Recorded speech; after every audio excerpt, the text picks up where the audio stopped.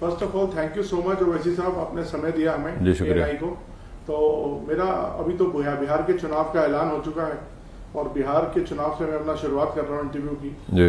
आप इस बार मिथिलांचल में अपने कैंडिडेट्स को खड़ा कर रहे हैं, क्या ऐसा क्यों? ये खड़ा तो करना है कैंडिडेट को और चुनाव लड़ना है। कितने सीट लड़ेंगे इसका पूरा नंबर हमारे अध्यक्ष अख्तर उल ईमान साहब तय करेंगे अपनी टीम के साथ। मगर हम लोग तो हमारे लीडर ने अख्तर उल ईमान साहब ने लेटर लिखा था लालू प्रसाद यादव साहब को, तेजस्वी को, कि हमसे अलायंस किए। इसका बैकग्राउंड ये है कि कई बिहार के बड़े बड़े लोग आए थे, आकर मिले और बोले कि सर आप लोग अलग क्यों लड़ते, डिवाइड होता है वोट। तो बोले तैयार है, ठीक है, आप बोलिए। तो वो लेटर लिख दिए। मतलब आप कंटेंट लिखिए, हम लेटर वो जो बोले हम वो लिख दिए, भिजा दिए। फिर तेजस्वी यादव ने कहा कि पिताजी को लिखे, मुझे नहीं लिखे। तो बोले उनको भी लिख दो। उसमें लिख के हमने कहा कि 6 सीट दे दो हमको, आप 5 तो जीते थे पिछले मरतबा। तो उसके बावजूद भी अगर वो नहीं करे तो फिर चुनाव तो लड़ना है, लड़ेंगे। तो इस बार क्यों नहीं, आपको क्यों उन्होंने अलग कर दिया?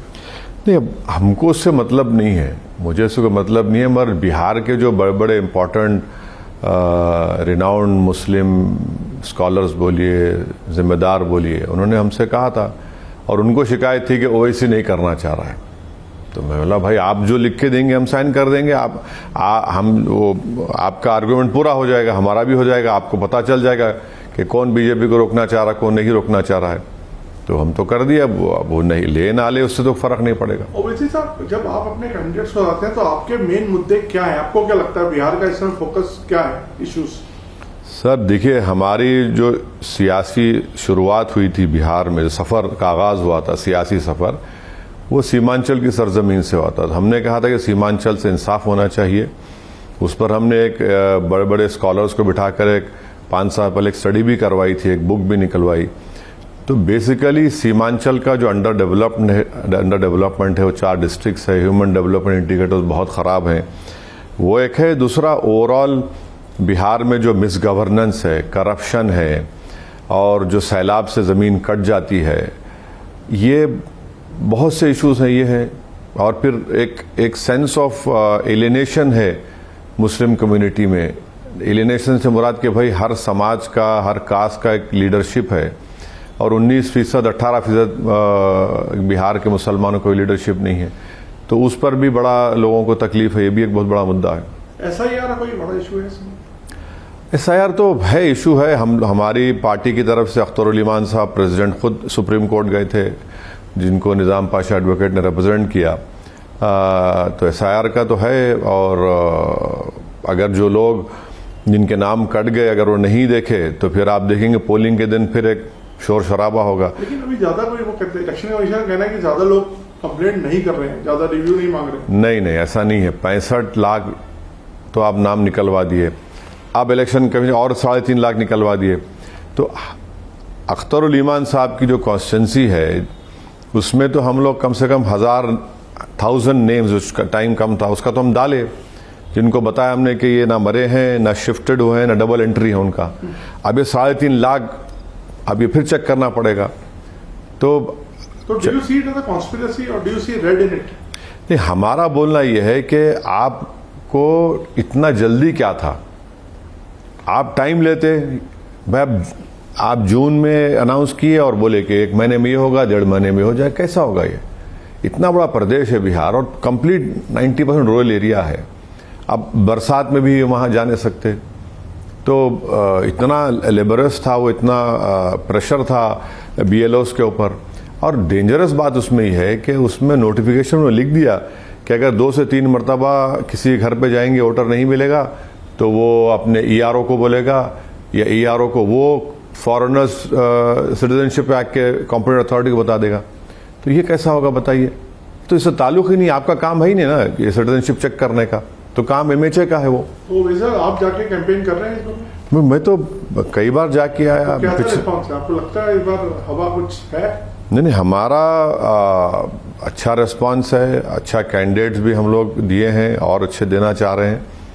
तो अब मेहनत करना है। तो पीके फैक्टर आपको लगता है कि कहीं वहाँ पे काम कर रहे हैं? नहीं, अब ये हर एक को इख्तियार है इलेक्शन लड़ने का। आप ही कर नहीं, मुझे अपना फैक्टर नजर आता है ना, तो अब दूसरों का फैक्टर नजर आ दिया, मुझे नहीं आता। वो लड़ेंगे, उनका लड़ना है, हमको अपनी पार्टी कैंडिडेट्स को कामयाब करना है। हर पार्टी इलेक्शन लड़ेगी, तो एक्सक्लूसिवली ये है बोलना तो सही नहीं। आप थोड़ा इससे नाराज हैं कि आपको महागठबंधन ने इस बार इतना ज्यादा? नहीं, नाराजगी का सवाल नहीं है। वो अपनी पार्टी का स्ट्रेटेजी तय करेंगे, हम अपनी पार्टी का तय करेंगे। मगर जब बिहार के बड़े बड़े मौलाना लोग, स्कॉलर्स, इंटेलेक्चुअल्स, डॉक्टर्स, लॉयर, ये सब बोलेंगे भाई ओवैसी नहीं करना चाह रहे, हम बोले भाई कौन बोला आपको? फिर हमको याद दिलाया, परसों वाइस प्रेसिडेंट का इलेक्शन हुआ महीना भर पहले, किसको वोट दी हम? तो खामोश हो गए। अब उन्हीं को हम बोले कि आप जाके लेटर दे दीजिए। अब वही लोग बड़े अफसोस का इजहार कर रहे हैं कि भाई आप तो, आपकी नीयत सही है, अब ये लोग ऐसा कर रहे हैं। तो अब आपको क्यों लगता है कि ऐसा परसेप्शन बन गया कि आप बीजेपी की बी टीम की तरह काम करते हैं? नहीं, परसेप्शन नहीं है, बिल्कुल नहीं है। ये बनाना चाहते हैं लोग, मगर हम तो कई मर्तबा बोले हैं और आज भी बोल रहे हैं कि अगर 3 मर्तबा नरेंद्र मोदी इस देश के प्रधानमंत्री बने हैं, इसमें गलती भारत के मुसलमानों की नहीं है। इसमें नहीं है गलती मुसलमानों, खुल के कह रहे हैं आपसे। गलती किस, गलती बोलिए या क्रेडिट जो दिया जा रहा है कि भाई, अरे भाई आप ये देखिए कि पोल्ड वोट्स में से करीब 50% non Muslim vote Narendra Modi को मिल रहा है, 37-38% मिल रहा है। तो इसमें मेरा क्या रोल है उसमें? अगर आप मेरे सर पे ताज रखना चाह रहे तो मैं कबूल कर लूंगा, मुझे कोई इतराज नहीं है। अगर आप समझ रहे हैं कि हर चीज में ओवैसी को लाने से मर्ज का इलाज हो जाएगा, तो मुझे कोई उसकी परेशानी नहीं है। मगर इंट्रोस्पेक्शन तो करिए, जो उर्दू में बोलते हैं कि मुहासबा करिए, कि देखिए गिरेबान में झांक कर देखिए कि आप में कितनी कमजोरी है, आखिर क्या हो रहा है, कैसे हो रहा है। तो ये अब उनको नहीं करना चाह रहे, अब हमको क्रेडिट देना चाह रहे, तो मुझे खूब बोले। इस इंटरव्यू का एक फायदा उठाता हूँ, ये कि मैं पूछता हूँ आपकी संबंध कैसे हैं बीजेपी के साथ, लीडरशिप के साथ, टॉप लीडरशिप? बीजेपी जैसे पार्टी से कोई संबंध नहीं है। बट मोदी और अमित शाह? नहीं, कोई नहीं है। देखिए, जब ऑपरेशन सिंदूर होने से पहले हम तो एक ट्वीट किए थे, स्टेटमेंट रिलीज किए कि हमको क्यों नहीं बोले ऑल पार्टी मीटिंग में आप। तो मैंने ऑन रिकॉर्ड कहा था कि नहीं, होम मिनिस्टर मुझे फोन करके कहा कि आप आइए। मैं गया और उसमें उनके सामने हम बात किए, बोले। तो एक गवर्नमेंट में है वो, तो उनसे हम, जैसा आप गिरिराज सिंह से हम जाकर मिले, मालेगांव के पावर लूम्स के बारे में उनके इश्यूज थे। अब जैसा हम उनके साथ मिले, 1 घंटा बात की गिरिराज सिंह हमसे, पूरे डेलीगेशन से। मुफ्ती साहब, इस्माइल साहब हमारे एमएलए हैं, हमारे दोस्त लोग चला दिए, देखिए ओवैसी खड़ा हुआ है गिरिराज सिंह। अरे भाई मंत्री है ना, मैं नहीं जाऊं उनके पास। टेक्सटाइल नैरो थिंकिंग है जो ऐसा। नहीं, नैरो थिंकिंग उनकी हो सकती है, मगर मैं पॉलिटिकली अपोज कर रहा हूं आपको, मगर आप सरकार में है, मुझे काम करवाना है पावर लूम के बारे में। अब जैसा आज की तारीख में मालेगांव में गवर्नमेंट ऑफ महाराष्ट्र ने रूल निकाल दिया कि सबको जितना पावर कनेक्शन ऑनलाइन करो। अब वहां पर हम अपोज कर रहे हैं, सरकार से रिप्रेजेंटेशन दिए, क्योंकि जमीन बहन के नाम पे होगी और भाई पावर लूम चला रहा होगा, तो कैसे होगा? तो ये तो करना पड़ेगा। हर चीज में अगर कोई क्रिटिसाइज करेगा तो ये कह सकते हैं कि आपका रिलेशनशिप ट्रांजैक्शनल है। नहीं, ट्रांजैक्शनल नहीं है, इसको ट्रांजैक्शनल बोलना भी गलत होगा। भाई वो पावर में है। अगर मैं खड़े रहकर पूछूंगा कि भारत में अनएम्प्लॉयमेंट क्यों है, जवाब दो, आप सरकार में है। अगर मैं किरण रिजिजू से पूछूंगा कि वक्फ का एक्ट आपने क्यों मनाया, ये तो खराब है, आप पैसा खर्चना नहीं कर रहे हैं अपने बजट का, तो मेरी ड्यूटी है ना as a member of parliament. तो सर आपका कांग्रेस के साथ तेलंगाना में अलायंस होता है, बाहर आप उनके खिलाफ? कहाँ अलायंस है कांग्रेस साथ? ऐसा मेरे को अभी मैं सुना ना, बिल्कुल नहीं, कोई फैसला नहीं हुआ जुबिली इलेक्शन के बारे में। अभी कोई फैसला नहीं हुआ। हाँ, रेवंत रेड्डी से अच्छे ताल्लुकात है। मैं ऑन रिकॉर्ड ये कहा हूं और फिर कह रहा हूं कि मेरी कॉन्स्टिट्यूंसी में एक हिस्से में मेट्रो लाइन नहीं आई थी, तो चुनाव में तो हम टीआरएस की सपोर्ट कर रहे थे 28 के असेंबली इलेक्शन में। तो मुझे बोले आपसे मिलना है, मैं गया मिलने उनसे, टूथ एंड नेल अपोज करे। मगर मुख्यमंत्री जाके मिला, बोले ऐसा इशू क्या है असद भाई, बोलिए आप कॉन्स्टिट्यूंसी में। बोला भाई ये हमारे पास मेट्रो का नहीं है अभी तक, कितना होगा? बोला 2000 करोड़ होगा। मेरा रोड वाइडनिंग के काम रुके हुए हैं। अकबरुद्दीन ओवैसी के कॉन्स्टिट्यूंसी में सूरज का काम बाकी था। मैं तो थोड़ा अच्छा भी लगा, थोड़ा शॉक भी हुआ कि 3-4 दिन के बाद मुझे वो जियो इशू कर दिया कि मेट्रो लाइन का मैं आके इनॉग्रेट करूंगा, और अभी डेमोलिशन हो रहा है, काम हो रहा है। वो चंद्रायुंटा कॉन्स्टिट्यूंसी में सूरज का काम शुरू है 250 करोड़ का, रोड वाइडनिंग का काम। आपका ऐसा क्या चाम है, आप सबके साथ आपका? नहीं, चाम का नहीं है सर। देखिए, मैं आपका जाती दुश्मन कहां बनूंगा? मुझे जनता ने इलेक्ट किया, मुझे डिलीवर करना है ना, काम करना है। हाँ, पॉलिटिकली आइडियोलॉजी पे कॉम्प्रोमाइज कहां कर रहे हैं? ना बीजेपी से कर रहे हैं, ना किसी से करेंगे इंशाल्लाह। ऑपरेशन सिंदूर के बाद जो आपको डेलीगेशन में भेजा गया, आपके कई बयान बहुत ही स्ट्रांग बयान थे पाकिस्तान के खिलाफ भी, और आपने जो पोजीशनिंग की उसको बहुत अप्रिशिएट लोगों ने भी किया।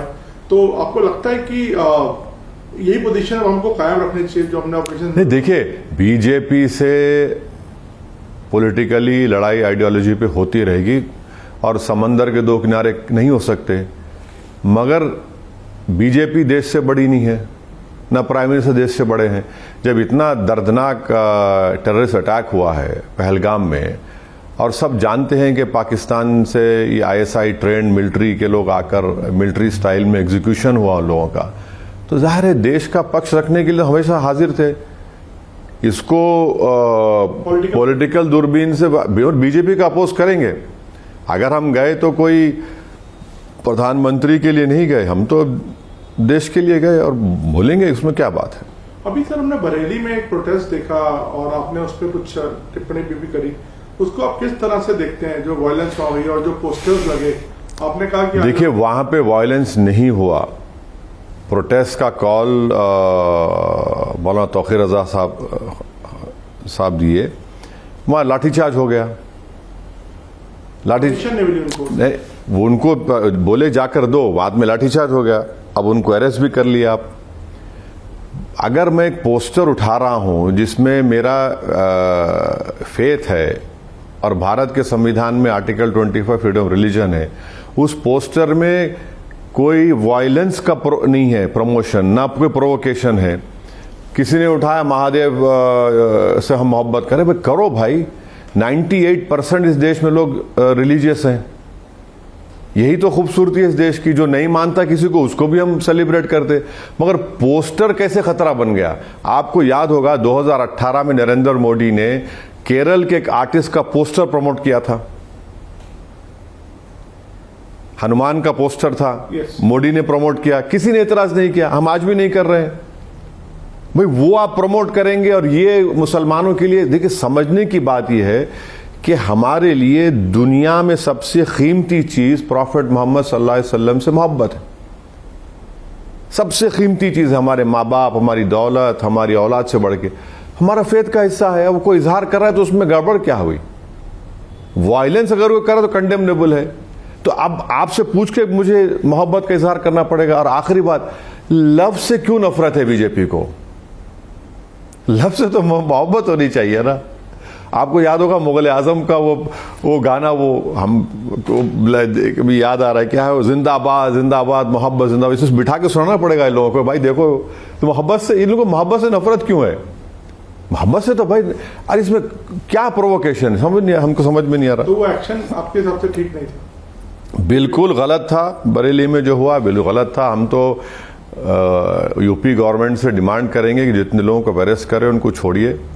अरे अच्छा मैसेज नहीं जा रहा, देश में भी नहीं, बाहर फॉरेन कंट्रीज में सही नहीं जा रहा। सर, ये जो बार बार बोला जाता है कि वोट चोरी हो रहा है और ये गद्दी छोड़ो, इस पे आप इस पे इंडोर्स करते हैं इस चीज को, कि इस तरह के बयान को? देखिए, राहुल गांधी ऐसे बाहर जाके स्टेटमेंट्स देते हैं। देखिए, मैं राहुल गांधी या उनकी पार्टी के ताल्लुक से नहीं बोल सकता, उनके काबिल लोग हैं। मेरा मानना यह है कि अगर मुझे बीजेपी को हराना है, बीजेपी जिस तरह से चुनाव लड़ती है ना, 24 घंटे ये लोग काम करते हैं। हमारा काम ये होना चाहिए कि हम उनकी हर चीज को चेक करते रहें, हर चीज को। 2009 में या 2014 में एक वोटर लिस्ट में ऐसे ही हो गया था मेरे कॉन्स्टिट्यूंसी में। हम लोग जाकर, उस वक्त सीओ भनवर लाल साहब थे, आज दुनिया में नहीं है वो, उनको जाके बताए, हम प्रूफ बताए, तो बोले देखिए अब मेरे पास तो उस जमाने में, बोले मैं कुछ नहीं कर सकता, अब ये आ गई है, आप लोग देख लीजिए। तो हमको जहां जहां ऐसा डबल एंट्री हुई थी, हम लोग पोलिंग एजेंट्स को बिठाकर उसको चैलेंज किए, तो 1 घंटे के बाद वो लोग आना बंद कर दिए, वो लोग जिसके वो थे। तो ये देखिए, आप बीजेपी से मुकाबला कर रहे हैं, एक फॉर्मिडेबल पॉलिटिकल अपोनेंट है, आप ब्लिंक करेंगे, ये लोग अपना काम करेंगे, तो जाहिर है हमको तो अलर्ट रहना चाहिए और वोटर लिस्ट को चेक करना चाहिए, नाम चेक करना चाहिए, गलत आए उस करेक्ट करिए, माने आपको ऑन टोज रहकर काम करने की जरूरत है। सर 26/11 पर पी चिदम्बरम का एक बयान अभी हमने सुना हाल में, उन्होंने कहा कि हम तो हमला करना चाहते थे लेकिन सरकार पीछे हट गई, MEN ने बोल दिया, या किसी का व्यू कुछ ऐसा आ गया कि नहीं, अमेरिकन दबाव आ गया। तो इसको आप किस तरह से देखते हैं? क्योंकि मैं इसलिए सवाल आपसे पूछ रहा हूँ क्योंकि आपने एक स्ट्रॉन्ग पोजीशन ली अभी हाल में, जो सिंदूर हमने ऑपरेशन किया है, तो इसको आप किस कॉन्टेक्स्ट में देखते हैं? अब वो देखिए, चिदम्बरम साहब वो लिखे हैं, उस वक्त की गवर्नमेंट की स्ट्रेटेजी कुछ और थी, आज की स्ट्रेटेजी कुछ और है। तो अब वो तो रूलिंग पार्टी थे, तो उस पार्टी को सब्सटेंशिएट करना चाहिए।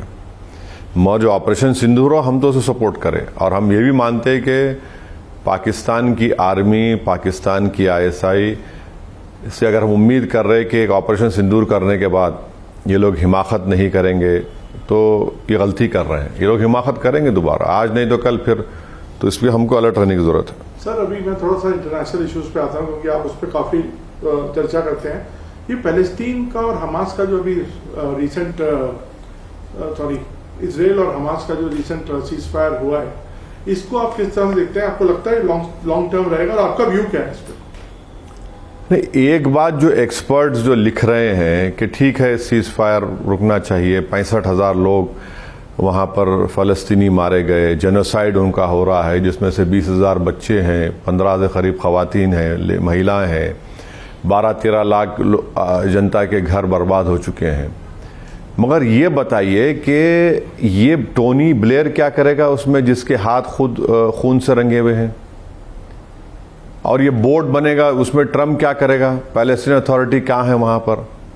और फिर इसमें कोई 20 पॉइंट्स जो है उसमें कोई क्लैरिटी नहीं है कि इजराइल की आर्मी जो जेनोसाइड कर रही है वो कहाँ जाकर रुकेगी, और फिर पैलेस्टीनियन स्टेट का क्या होगा?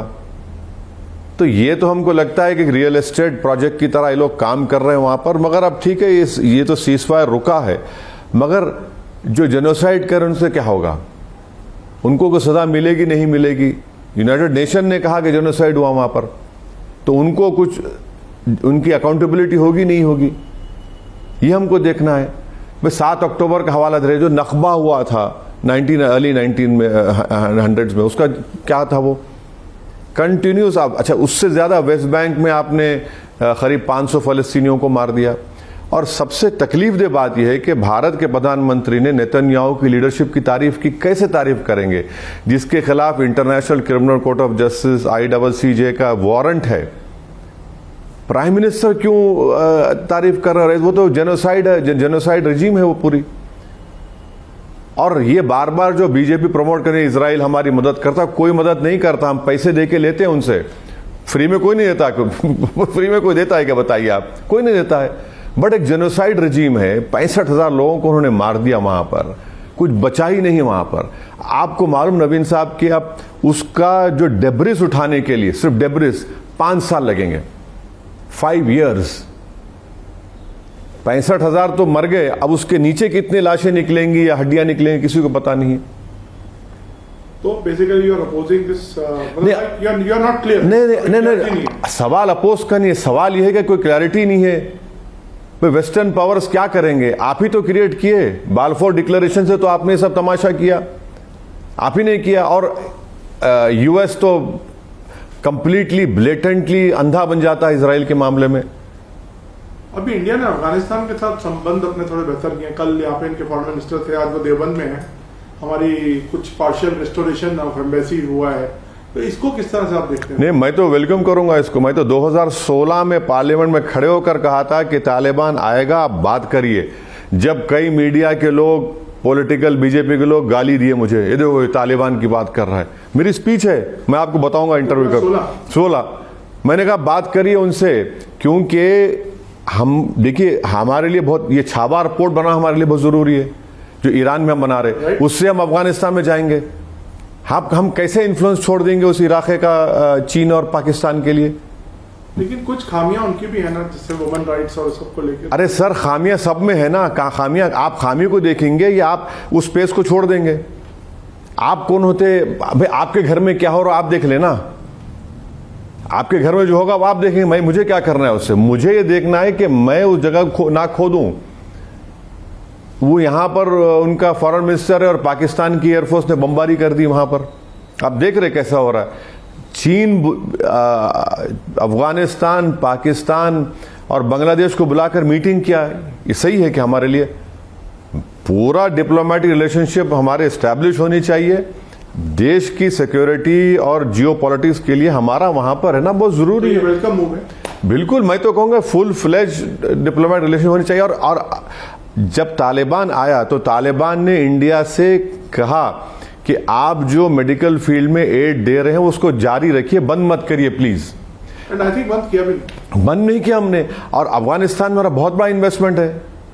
जो पहली की रेजिम थी, हम तो 5-6 हज़ार लोगों को ट्रेन किए, यहाँ पर पढ़ाई लिखाई वो अलग बात है। रोड्स बनाई हैं, नहीं, पार्लियामेंट सब बहुत किया है तो हमारा वहां। और जो गुडविल इंडियंस की है वहां पर, सिख लोग वहां पर, पूरा जो फॉरेन एक्सचेंज उनके हाथ में है। तो ये सब चीजें हमको देखना पड़ेगा ना। तो ये हम कैसे छोड़ेंगे अफगानिस्तान को? एक और मुद्दा सर, टैरिफ का जो चल रहा है, आपको लगता है कि जो हमारी पोजीशनिंग है वो अच्छी है? हम लोग कहाँ अच्छी है, कहाँ अच्छी है? ये तो सरकार की नाकामी है, बिल्कुल नाकाम है। आप देखिए, हमारा 35,000 करोड़ का मोटर पार्ट्स का एक्सपोर्ट होता है, आधा वो ठप हो गया। सूरत में आप मालूम करवा लीजिए, लेबर इंटेंसिव प्रोग्राम है, उसमें लेबर की नौकरी जा रही है। तमिलनाडु में रेडीमेड गारमेंट्स का बहुत बड़ा सेंटर है, उनको नुकसान पहुंच रहा है। तो हमको तो तकलीफ हो रही है उससे। बट सरकार का कहना है कि हम झुकेंगे नहीं, अपने इंटरेस्ट को नहीं, ठीक है, मगर इससे तो ये इनके टैरिफ से हमारी इंडस्ट्रीज को तो नुकसान पहुंच रहा है, इससे कोई डिनाई नहीं कर सकता। और गवर्नमेंट का काम यह है कि उनको रिलीफ दे, उनको कुछ करे, बताएं आप कैसा करेंगे। चाहे कुछ जो भी टेक्निकल जो टर्म है कि वो अपना सामान भारत में बेच सकते क्या, जो भी है, जो स्पेशल इकोनॉमिक जोन में है, जैसा भी है, तो सरकार को सोचना चाहिए। तो मैं आखिरी में आता हूँ सर, आपकी स्पीचेस को पूरा देश देखता है, बड़े इफेक्ट बेस्ड स्पीचेस होती हैं पार्लियामेंट में जी। तो क्या अब आप किस सब्जेक्ट पर अब आगे काम कर रहे हैं, लोग जानना चाहते हैं? नहीं, हर सब्जेक्ट पे बोलना आपने तो वक्त पे पोजीशनिंग की, वन नेशन वन इलेक्शन पे पोजीशनिंग की। नहीं, अब नवीन साहब जो इशू आएगा तो उस पर तो आप लोग तो उस पर बोलना ही पड़ेगा। तो उसमें कोई आप तो जिन अगर नहीं मालूम तो जानकार लोगों से पूछ लीजिए, बोलते रहिए। तब जैसा कल 2 दिन पहले अमित शाह साहब ने स्टेटमेंट दे दिया वो पॉपुलेशन का, कैसा ऐसा बोल रहे हैं, कितना गलत बोल रहे हैं, झूठ पे झूठ बोले जा रहे हैं। भाई 1951 से कब से 50 जो भी पहले सेंसस से लेकर अब तक 2011 के सेंसस 4.4% का इजाफा हुआ मुस्लिम पॉपुलेशन में। आपको मैं अमित शाह की जबान में क्रोनोलॉजी समझिए। पहले क्या बोले, क्रोनोलॉजी समझिए। अमित शाह क्या बोले, ये दीमक है, दीमक है। उससे पहले मोदी जी क्या बोले, मैं ये कैंप खोलूंगा आबादी बढ़ाने के लिए, सीएम थे। फिर मोहन भागवत बोले कि पॉपुलेशन बहुत बढ़ रहा है एक समुदाय का। फिर बाद में योगी आदित्यनाथ बोले कि मूल निवासी पॉपुलेशन गिर रहा है। हाँ, अब क्या बोल रहे हैं, 3 बच्चे पैदा करो आप। मोहन भागवत खुद कह रहे हैं, पहले तो बोले मुसलमान आगे बढ़ रहा है।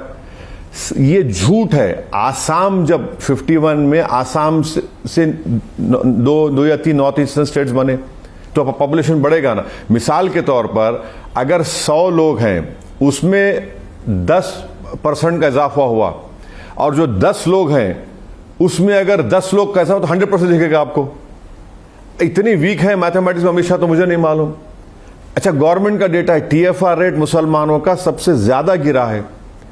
डिस्ट्रिक्ट वाइज आप देख लीजिए, डिस्ट्रिक्ट वाइज गवर्नमेंट का है। अच्छा, आखिरी बात, अगर कोई इन्फिल्ट्रेट कर रहा है, भैया आप मंत्री है ना, आप क्यों नहीं रोक पा रहे उनको? ये तो आपके ऊपर सवाल उठेगा, आप क्या कर रहे हैं? और लास्टली कलकत्ता हाईकोर्ट ने जजमेंट दिया, आपने भिजा दिया उन लोगों को बांग्लादेश, जो बंगाली स्पीकिंग इंडियन मुस्लिम्स हैं, उनको वापस आना पड़ा। तो अगर आप हर बंगाली स्पीकिंग इंडियन मुस्लिम को बोलेंगे बांग्लादेशी है तो गलत है, बिल्कुल बहुत गलत है। बट एक बात बताइए, जो डेमोलिशन चल रही है कई स्टेट्स में, उसको आप किस तरह से देखते हैं? बिल्कुल गलत है। आप तो कह रहे हैं कि कागज नहीं है, कुछ पत्र अरे नहीं, कागज पर नहीं, सुप्रीम कोर्ट का जो गाइडलाइंस है, गवाई साहब ने जजमेंट दिया था, आप उसको फॉलो ही नहीं कर रहे हैं।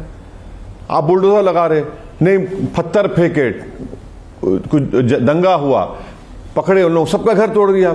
ये तो पनिशमेंट है, ये तो कोर्ट का काम है और आप उसको सजा दिलाइए ना। जो पत्थर फेंका या वायलेंस किया, आप पूरा घर ही तोड़ रहे हैं। एक नहीं, दो नहीं, 10-10, 20-20 घर आप तोड़ रहे हैं। क्या असर पड़ रहा है उसका? अच्छा, बुलडोजर आप कहां पर इस्तेमाल करते? इनका एक मंत्री था टेनी, यूपी में गाड़ी चला दिया, उसका घर तोड़े आप? नहीं तोड़े। ऐसे कई एग्जाम्पल्स दिए जा सकते हैं। तो बुलडोजर से आप देश नहीं चला सकते, तो आप संविधान से चलाइए, रूल ऑफ लॉ से चलाइए। मैं आखिरी में सर आ गया, लास्ट सवाल। गवाई साहब को भी हाल में एक हमला करने की कोशिश की पाकिस्तान ने, उसको आप इस एक्ट पर आपका कुछ कहना? पूरी सुप्रीम कोर्ट की तौहीन हुई है। गवाई साहब का कोर्ट में हुआ है जिसने जूता फेंका, ये पूरे कोर्ट की तौहीन हुई है। मेरा सवाल ये है कि एक तो मैं रेस्पेक्टफुली डिसएग्री करता हूं गवाई साहब से, उन्होंने कहा मैं केस बुक नहीं करना है। सवाल गवाई साहब का नहीं है, सवाल जो दलित को पीटा जाता है, मारा जाता है, मुंह छोड़ा तो एतराज, घोड़े पे बैठ के बारात निकला तो मारो, चमड़े का कारोबार करता तो पीटो। सर, इस एनसीआरबी का डेटा देखिए आप, 2023 का डेटा अभी आया, हर रोज 12 दलित महिलाओं का रेप होता है। उत्तर प्रदेश में सबसे ज्यादा दलित पे ऑफेंसेस हुआ है, 15,000 के करीब। और दिल्ली पुलिस जो केंद्र सरकार के तहत क्यों केस नहीं बुक कर रहे आप? पार्लियामेंट में 2 लड़के कूद गए थे और वो धुआं छोड़े, हमने यूएपीए लगा दिया उन पे। अब ये साहब 70 ईयर ओल्ड है। रेडिकलाइजेशन का जो आर्गुमेंट है कि नौजवान रेडिकलाइज होते, अरे भाई 70 ईयर्स का आदमी रेडिकलाइज कैसे हो गया बताइए? क्या लिख रहा है? नारा लगा रहा है कि सनातन धर्म के खिलाफ भारत में इसको माना नहीं जाएगा। अरे तू होता कौन है भाई? बाबरी मस्जिद का डेमोलिशन हुआ 92 में, एक आदमी का कन्विक्शन नहीं हुआ। मुझे तकलीफ हुई, इतना बड़ा मॉब, एक का कन्विक्शन नहीं हुआ। हमने कहा कि जजमेंट गलत है। बाबरी मस्जिद का सिविल सूट, बोले नहीं मंदिर आस्था है, हमने कहा आस्था पे नहीं रह सकते, खामोश बैठ गए। ट्रिपल तलाक का जजमेंट है, हमने कहा कि गलत फैसला है। कहां हमने धर्म को लेकर किसी जज पे अटैक किया बताइए? तो ये तो गलत है ना। कल आज जूता फेंके, कल कुछ और करेगा। और जो रॉन्ग मैसेज जो सरकार समझ नहीं है, जो दलित केस बुक होना, नहीं, जो रॉन्ग मैसेज पूरे देश में गया है कि भाई चीफ जस्टिस ऑफ इंडिया के कोर्ट में कोई जूता उठाकर फेंकता है और इस तरह का बकवास नारा लगाता है, और एक म्यूटेड रिस्पांस गवर्नमेंट से आ रहा, बिल्कुल ठंडा रिस्पांस। प्रधानमंत्री तक ने अपोज किया था। अरे क्या अपोज किया भाई? कितनी देर के बाद किया बोलिए? आप टाइमलाइन निकाल लीजिए, कितनी देर के बाद? अरे नहीं, को अरे हाईएस्ट लेवल होता तो दिल्ली पुलिस क्या कर रही है बताइए आप? अच्छा, अगर उसका नाम किशोर नहीं होता, असद होता, तो क्या करते अब तक? नहीं, ये फैक्ट है। नवीन साहब, आप नहीं बोलना चाह रहे, मगर फैक्ट है, बिल्कुल। नहीं, बिल्कुल, अरे बिल्कुल फैक्ट है सर, बिल्कुल फैक्ट है, ये बिल्कुल फैक्ट है। ये कास्टिज्म है, ये कम्युनलिज्म है, इसमें क्या है बताइए? अरे अगर उसका नाम कोई और होता तो भाई पूरा उसका बाप दादा, गांव कहां से आया, किधर से गया। तो ये जो मैसेजिंग जा रही है ना, बहुत गलत जा रही है सरकार के खिलाफ। हालांकि मैं इस बात से एग्री नहीं करता। नहीं, आप मत करिए। नहीं, लेकिन कि मतलब कोई और धर्म का होता तो मतलब उसका कंडेमनेशन तो ऐसा ही होता है। क्या कंडेमनेशन हो रहा है बताइए? क्या कंडेमनेशन हो रहा है बताइए? आप सोशल मीडिया पे देखिए, उसको हीरो बना दिए, हीरो बना दिया उसको। चलिए sir, thank you sir, thank you sir.